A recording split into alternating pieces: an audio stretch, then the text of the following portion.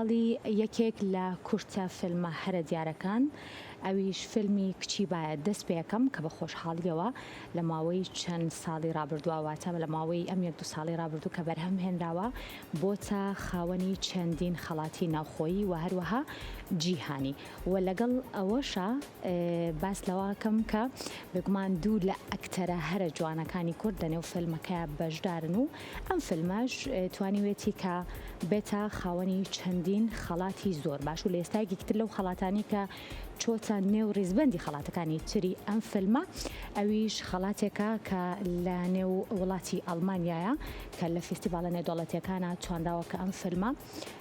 خەڵاتەکە بباتەوە و ئەمەوێ پێشتان بڵێم کە لە نێو بەرنامەی یاخود بڵێم لە نێو پرۆگرامی کلاکێتە کە ئەم شەو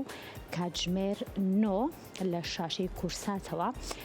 پەخش ئەکرێت باس لە تەواوی فیلمەکە و هەروەها فیلمساز دانا کەریم خۆی باس لە تەواوی بەرهەمهێنانی فیلمەکە و باس لە ناوەڕۆکی فیلمەکە و چەندین بابەتی تری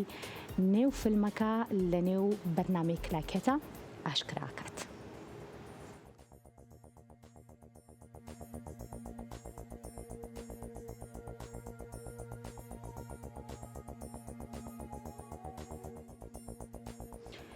کورتە فیلمی کچی با کە لە دوێرهێنانی دانا کەریمە لە نوێترین بەشداریکردنی لە فستیڤالە نێودەوڵەتیەکان توانی لە ئەڵمانیا خەڵاتی باشترین خانماکتەر لە دیداری فیلمی کوردی ڕێ بەدەست بێنێت. ئەم شەو لە بەرنامەی کلاکێت لە شاشەی کورساتەوە بینەری ئەو کورتە فیلمە و گفتوگۆی دەرهێنەر دانا کەریم بن.